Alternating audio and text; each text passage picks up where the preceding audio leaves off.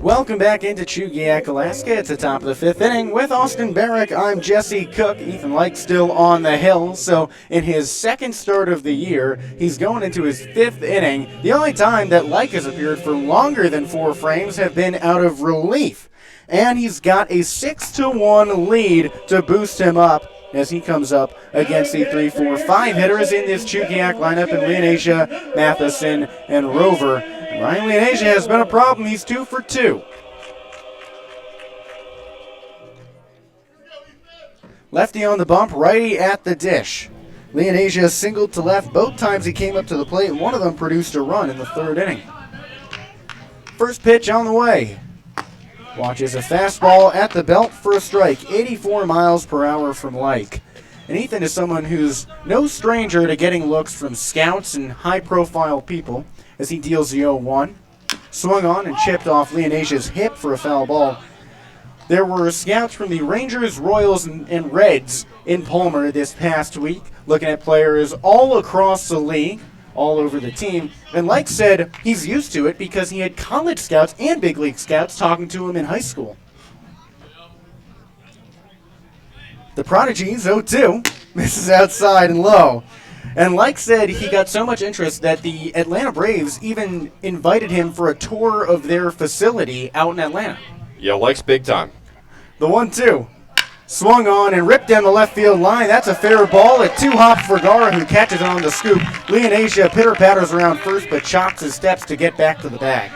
That is an elite play out of Alex Vergara. I mean, this guy routinely sprints to field up the ball and throws on the run. To limit that to a single right there is an impressive play out of him. Another reason why Vergara, also a fascinating prospect.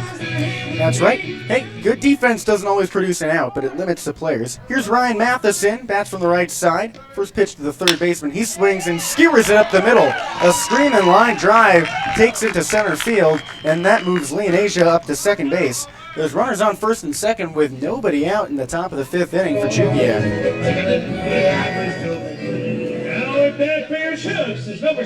That brings up Tommy Rover. He's had plenty of problems against Mat-Su this season. He's 0 for 2 today. Rover, the shortstop, bats from the right side, and against the minors, he hits at an .059 rate. That's 1 hit and 17 at-bats. That's, of course, entering today, so it's down to 1 for 19. First pitch to the right, he squares to bunt, but pulls back. Misses up high and away. Lyke has had problems in every inning with runners on base. He's allowed at least 1 hit in each of the first 4 frames. He's got 2 runners on after hits in this one. Chugiak scored its only run in the third inning. The 1-0, squares to bunt, lays it down the third base side. Hannah's charges, fielded on the hop, throws on to first in plenty of time. Both runners advance though, so Tommy Rover does his job with a sacrifice bunt and moves Leonasia to third, Matheson to second. That brings up Ty Beck, who already has 1 hit today.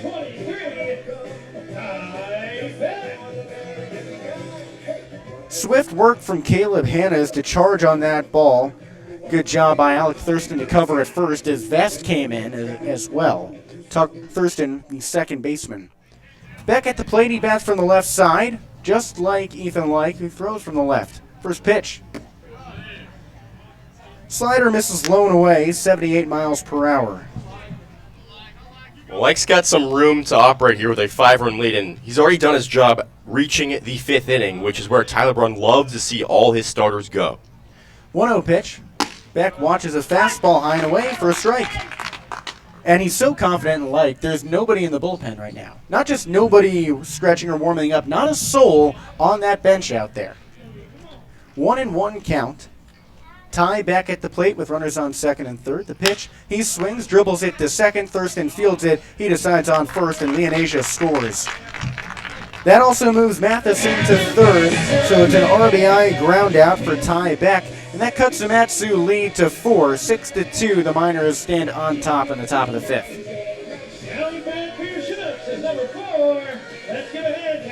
That brings up Kevin Duran. He had a hit last time up. Scooted a ball into right field, but he also grounded into a double play to end the second inning. Lefty on the bump, righty at the dish. Like from the stretch. Fastball misses outside, popped out of Rogers' mitt, but doesn't wander too far. 1-0 count.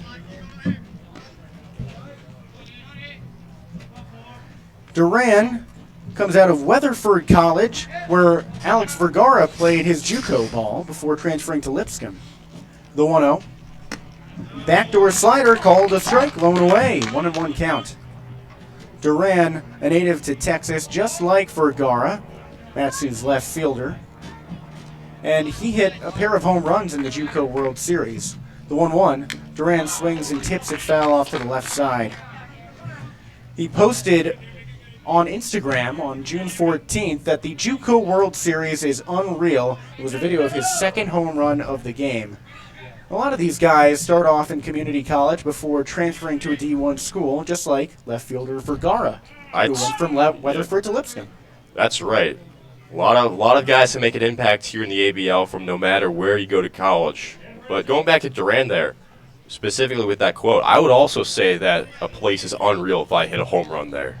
That's right. I think we have a combined, 0 home runs in our Little League experience? One. Yeah, 3-0 count. Don't worry about it. You got me beat. 1-2 count. Like from the stretch, swung on and fouled off to the right side. 6-2, the Miners lead in the top of the 5th inning. Matheson, the runner on third. Ryan Leonasia scored earlier this inning. He singled his way aboard and came around thanks to a tie-back RBI groundout. There's 2 away. Lefty-righty matchup, a 1-2 count for Duran. The pitch. Backdoor breaking ball, missed high and away.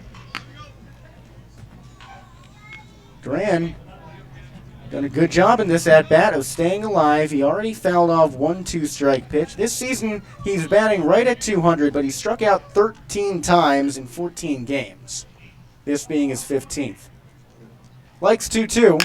Inside, dribble down to third base. Hannes charges, makes the play, throws on to first on the lob. He got him! Hannes took it a little slow with his throw, but it got Duran just in time.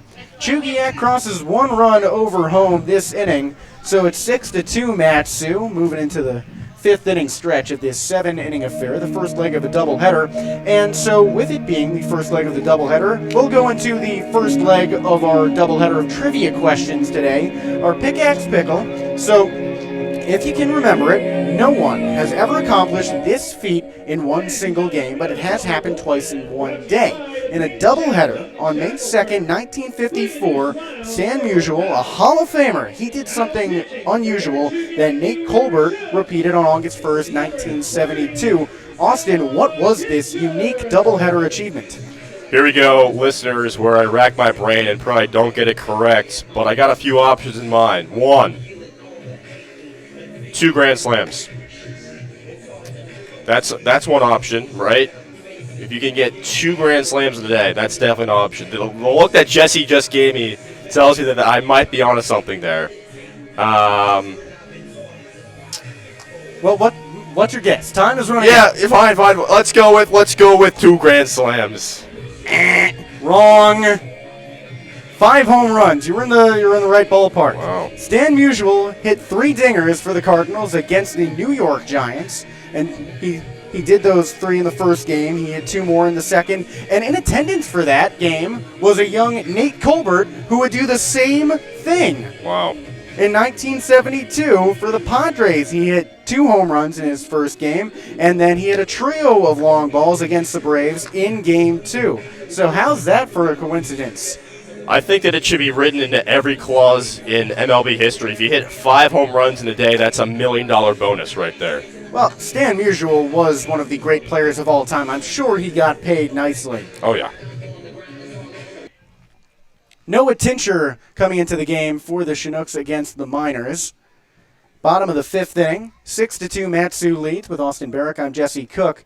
Tincher, the lefty, making his second appearance against Mat-Su, and his first batter is Braden Rogers. First pitch to the righty is low for a ball. And you might remember Tincher's last appearance because it didn't last very long, but was there damage. Oh, yeah. Mat-Su clobbered 8 runs off of him on 4 hits in a start that lasted 2/3 of an inning.